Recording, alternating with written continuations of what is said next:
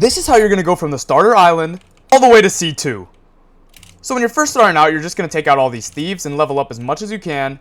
And then you'll end up progressing through to the jungle and then obviously the desert island. And then once we get to Snow Island, this is where we want to be, all right? This is going to turn us into a really good, strong pro level. All right, so first, what you want to do, artifacts are very important. So come to these. These are going to help boost a lot of things. So HP regen, crit damage, damage reduction. You need to be equipping these and leveling these up as much as possible to really max out your damage reduction, damage, HP, and all that. This is going to be extremely important. Well, on the Snow Island, you're also going to want to come here to the hockey trainer. This is who's going to teach you hockey, and that is going to be extremely important getting early on because that is going to slowly boost your damage as you level it up. As well as that, you're also going to want to go straight from here to the desert island and unlock yourself observation hockey, which is right here. This you want to get early on as well. This is going to help you level up the observation hockey very quickly. Now that you have unlocked all those, you can come onto Sailor Island and you're going to start learning about ascensions and being able to level these up. Getting this maxed is going to be extremely important. This gives you a giant luck boost, money boost, gems, and CDR in general. Then you're going to want to come over to here and make sure that you're checking all of these, all right? So you want to be equipping the best titles here, and you got to start unlocking them. So they're a little difficult to get sometimes, but just kill a boss a couple times and you'll end up getting some. Stat rerolls are also extremely important. You want to be getting these. There's Z, which is the highest, but triple S's are also really good. I would just recommend starting out, just get some A's and S. And then make sure you roll a very good trait. For example, Emperor is the best one, so you want to be really trying to get that. Make sure you are also race re-rolling as soon as possible. This is going to give you huge boost on everything, all right? You're going to get damage boost, luck boost, HP boost, all of it. You're also going to want to be equipping the right accessories. So as you go through the game and kill bosses, they will be dropping occasionally some accessories. Make sure you are equipping these. All of them have their own different stat boost. For example, I have the Kraken armor, and this is going to give me 120% defense, 100% damage, and 15% damage reduction. One thing that is heavily overlooked is runes. Runes are going to help a ton, all right?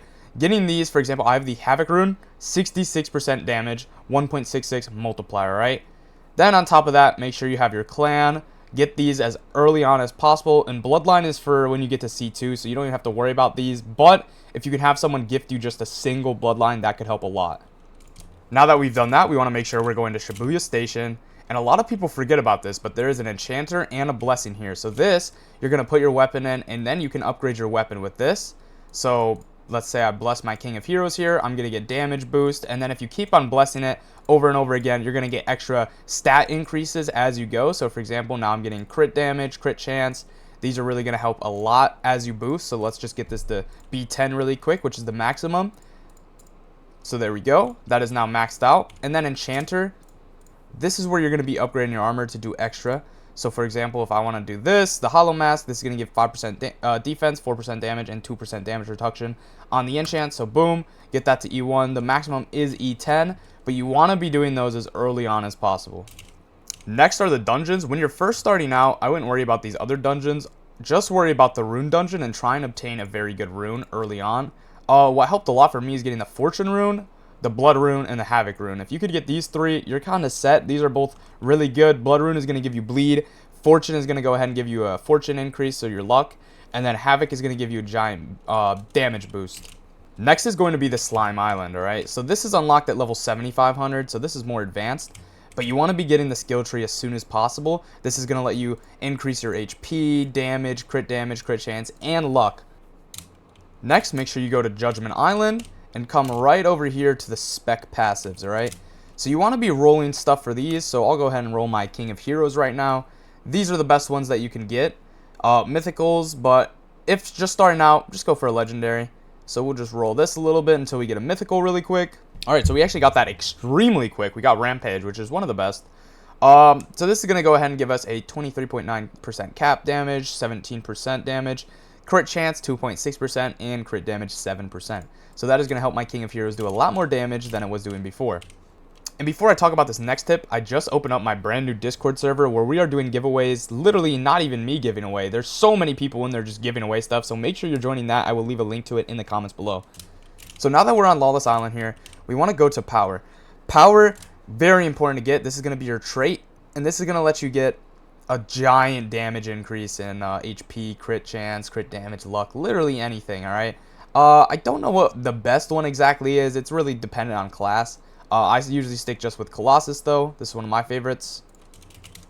Now we're going to start talking about the passive boost that you can get from doing Infinite Tower.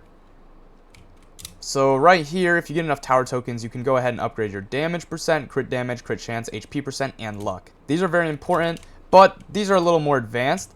So if you're just starting out, you're going to probably want to be around the boss rush area, which these are pretty easy to farm out, honestly.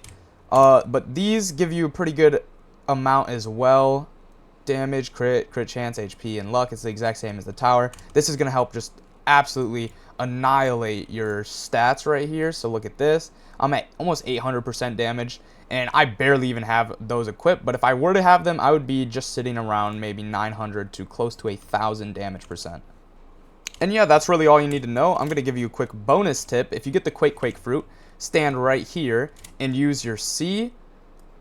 It will send waves, and you will just be farming all these guys. I currently have 0 points into my power, so I'm doing 0 damage. But if you have stuff into your power, these would be killing them, and you would be just farming XP and levels extremely quick, and items.